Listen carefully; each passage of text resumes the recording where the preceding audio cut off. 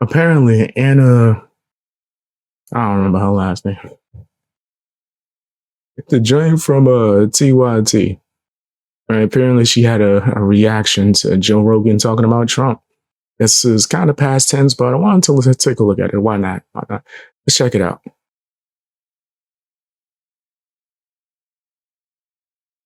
So I said, open invitation. Right. You said you can come whenever you want. Anytime. You pick a time, I will be here. And you would have been the best person for her to talk to because you're not going to attack her. You would just ask her questions, but that's the problem. I don't know if she'd be able to answer those questions. I'll ask her a question, but I think they had requirements on things that she didn't want to talk about. She didn't want to talk about marijuana legalization, so I thought was hilarious. Why? Like, that's so...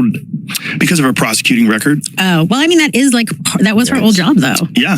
And, she put a lot of people in jail for weed. I just feel strongly people should not be going to jail for smoking weed. And we know historically what that has meant and who has gone to jail. Second, I just think we have come to a point where we have to understand that we need to legalize it and stop criminalizing. She's the cause, right? Well, not the cause. She's someone who enforced it, right? Heavily. How the hell are you saying this? She'll say whatever. This behavior. And so, and I've actually, this is not a new position for me. I have felt for a long time. We tell people, let's not talk about that because you knew you would have sounded foolish. Need to legalize it. So that's where I am on. Democrats need to wisen up to the fact that it's a brand new era in political campaigning and the old rules no longer apply. The old ways of campaigning and getting your message out aren't really as effective.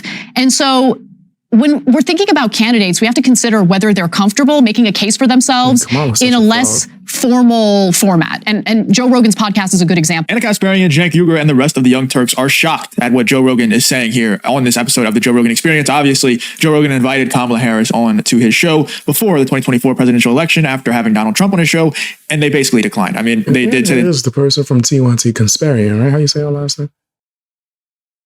Kasparian. But yeah, I think she's the person that always sound like she want to jump ship from TYT. So her reacting to this might not be super negative. Listen.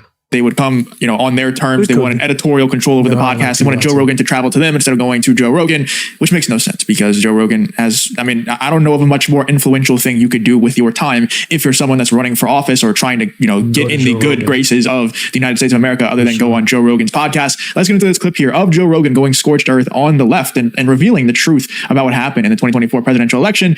And let's hear what Anna Kasparian and Cenk Uygur have to say in response to Joe Rogan. Everything is melting down for the left wing and the woke media. Let's check out this video. To be in Texas. So I said, open invitation. Right. You said you can come whenever you want. Anytime. You pick a time, I will be here. And you would have been the best person for her to talk to because you're not going to attack her. You would just ask her questions, but that's the problem. I don't know if she'd be able to answer those questions. I'll ask her a question, but I think they had requirements on things that she didn't want to talk about. She didn't want to talk about marijuana legalization, so I thought was hilarious. Why? Like, that's so... Because of her prosecuting record. Oh, well, I mean, that was her old job, though. Yeah. And, she put a lot of people in jail for weed. Oof. According to Joe Rogan, the topic of marijuana was an absolute no-go for the Harris campaign. He says it was one of the topics they told him was off limits if she did, in fact, agree to come on his podcast. But why? Well, during the election cycle, it was crooked as hell, bro. That's mad crooked. That's sleazy even. Like, what? You don't want to talk about the truth? What you did? Wasn't until the end of September that Kamala Harris came out in support of legalizing marijuana on a federal level. And as Rogan said, she may have been hesitant to talk about it because of her prosecutorial record. And this was something that progressives were actually very critical about when it came to Kamala Harris during the Democratic primary in 2020. So as San Francisco district attorney from 2004 to 2011, Harris oversaw over 1,900 convictions for cannabis violations. There's a cannabis violation in my household on the reg. Like, it's just unbelievable to think about how many people had been thrown in prison over this, over pot. And people were getting mad at me when I recently was saying things like Kamala Harris, when she was AG of California, she was pretty moderate. I wouldn't say that she's a conservative, but she governed, especially with the... And I thought that this video was going to be more so negative from TYT's perspective. But it seemed like Anna, the woke left, the people that she was trying to pander to and gain the votes of, they would call her a moderate and they wouldn't like the way that she governed very much. And this is exactly what I'm talking about. What Joe Rogan's talking about, what Anna Kasparian's talking about. She was throwing a ton of people in jail for things that the left would not be too happy about. And this is what I'm talking about. She was very much a moderate. And then she's just a chameleon. Whatever she feels like is going to gain her the most influence, the most power, most likely to get her the votes, that's the stance that she'll take. That's why she didn't take any hard policy positions whenever she was going up against Donald Trump. I don't think she definitely do that. She definitely do that. Let me raise this volume up a little bit. But yeah, 100%. She'll switch to whatever she think would get her the most votes. Yeah. Which is nasty as hell. Enough time to figure out which ones would be most beneficial to her. It's not like she has any morals or principles. She's just going to pick whatever would be most beneficial to her. And this is one of those examples where she was completely, moderate, putting people in jail for things the left would be outraged over if they actually knew about. And then she just flips and she's completely all for the legalization of the exact things that she was throwing a ton of people in jail for. But let me continue with that graphic.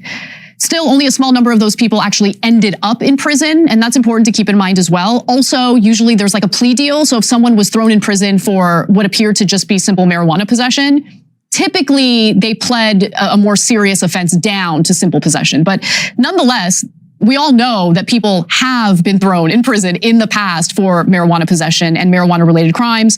And she was one of the prosecutors who carried, those convictions out. Then fast forward to 2018, when she co-sponsored legislation with Senator Cory Booker to legalize marijuana federally.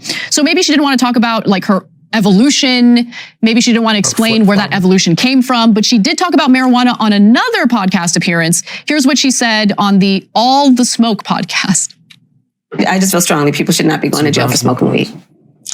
And we know historically what that has meant and who has gone to jail. Mm-hmm. Second, I just think we have come to a point where we have to understand that we need to legalize it and stop criminalizing this behavior. And I've actually, this is not a new position for me. I have felt for a long time we need to legalize it. So that's where I am on that. Because nothing's a new position for her because she doesn't have any positions. Facts. So she thinks everything at the same time. So it's not a new position for her because her position. Go with whatever would get her in the door in the election at anything to win. Change with the landscape. Like, and this is a lot of politicians. It's not just Kamala Harris, but whenever it's this blatant, she's also this unlikable. She's so bad at lying. I mean, the people can see right through this. Like, I'm sure the people even on this podcast can see right through it. And it's hilarious. It's ridiculous that you could tell she was trying to relate to the black people on that podcast. Cause she was like, the type of people who get thrown in jail because of this or whatever she said. She's insinuating that this hurts black people more, that marijuana is not legalized nationwide. I mean, you are the one that's throwing people in jail for this. You are you put in more people in jail then I think it's more than any other AG across America. And she was actually proud of this too before. She was bragging about this before. And now she's ashamed of it. She's trying to say, it's anti-black, I guess, to throw people in jail for marijuana. So I'm curious what you think, John, because for me, this issue is such a layup. And I don't know why someone like Kamala Harris can't just say, look, this is where the country used to be. And I regret that was the case. I have grown. I have evolved as a person. I've made mistakes. Here's where I stand on the issue now. I think that it's admirable when people, because she a phony, she should be able to say that, take ownership of, misguided decisions or actions they've taken in the past. But I'm curious what you think. Yeah, that's why I find it very confusing. Mm-hmm. And I guess I'm inclined in this case to just take him at his interpretation of what the conversation was. But it's so confusing that it's hard to understand. If you enjoy content like this, then make sure you leave a like and subscribe to the channel. It really does help me out a ton. Let's get back to the video. Hit the like button, drop some comments. Dan, so she turned down a couple weeks before the election an opportunity to come on, partly at least, because she didn't want to talk about an issue that she has the right position on now. I don't understand that at all. It would be so incredibly easy to say, it was my job at that point to uphold the law, and that's what I did. It's also my personal prerogative to seek to change it, which is what I will do. I will legalize it. I never would have thought that I would hear TYT and it sound like they making sense a little bit. What I did when I still don't rock with him though. They still woke as hell to some degree. They have their moments. It was my job was, when they say something that makes sense. A broken clock is right at least twice a day. Yes, I put people in jail. I didn't personally like that, but that was the law. I would say there are other people that want to do far more than just uphold the law. Donald Trump repeatedly talks about giving the death penalty to people who deal drugs, which is significantly worse than putting them in jail. Why would these people are so disingenuous. I've been giving a lot of credit to Anna and Cenk. In particular, this guy, this is more representative of the Young Turks audience. This guy right here. People are pissed off. Man, it took like 3 seconds after I gave him a compliment. I knew something was up. Yeah, that's their true colors. But Anna Kasparian and Cenk for being too level-headed on these issues after Donald Trump won the 2024 election. This is a Young Turks fan right here. Like they probably love this guy. Because saying, I would agree with people like Anna Kasparian and stuff. I don't really think marijuana should be criminalized. I think it should be completely legal nationwide. I don't really use marijuana much. I think it makes you stupid and lazy, but I don't think it's evil enough. I don't think it's as I'm somebody that's proof that that's not true. I work hard as hell. And I'm on that green all the time. Damn. I went on vacation where I couldn't have no green. Came back, I was so blasted. Nigga, I was having a good time. Man, I'm chilling, just talking. Man, I was just vibing, bro. That joint hit me hard as hell. Anyway, y'all want to hear about my green tails? You probably do. Maybe I should make that a Patreon show. big bad boogeyman thing that you should be throwing people in jail for. I disagree with that.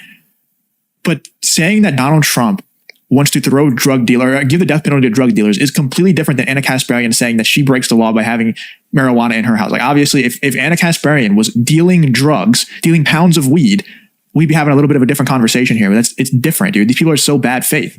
Yeah. I don't know if I support the death penalty for drug dealers. I haven't really thought that much into it, but I don't think it's the worst idea in the world. They're making it seem out to be like Donald Trump will want to give the death penalty to Anna Kasparian because she smokes weed. That's stupid. That's not even close. It's just that would be way different than what's being spoken about for sure. Right? They just saying that to scare people.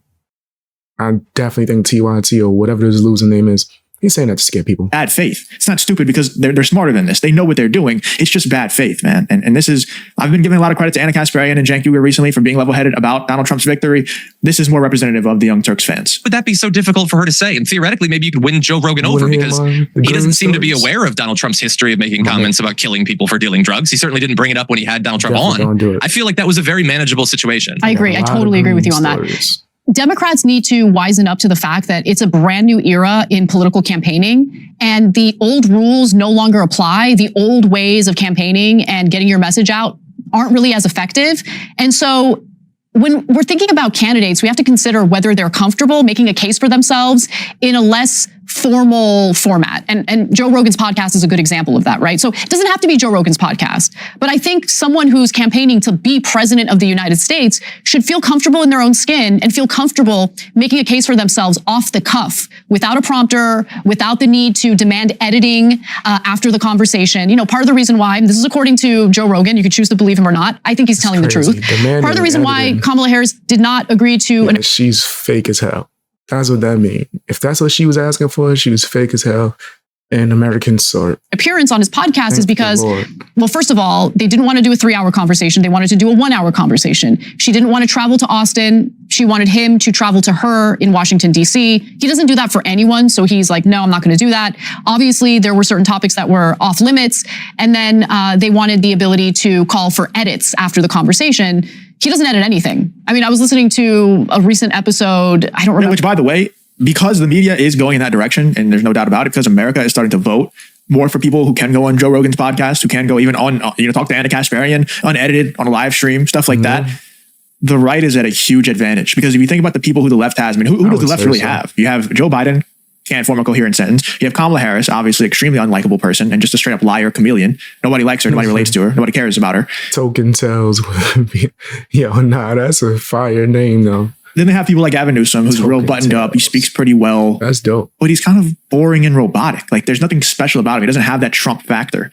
Then they have people like Josh Shapiro, kind of the same thing, kind of a Gavin Newsom. I got some joints tells as like hangover.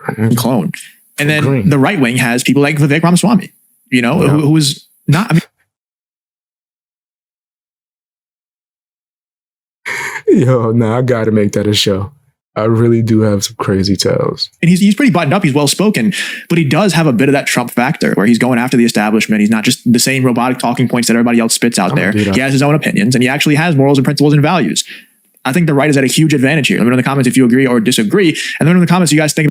Nah, he cooking. I ain't mad at it. I do think it's suspect that she wouldn't go on Joe Rogan's show. That's suspect as hell. Because you wanted to be able to edit things. And what is wrong with her? But anyway, that's my opinion. Tell me what yours is down in the comment section. Why not?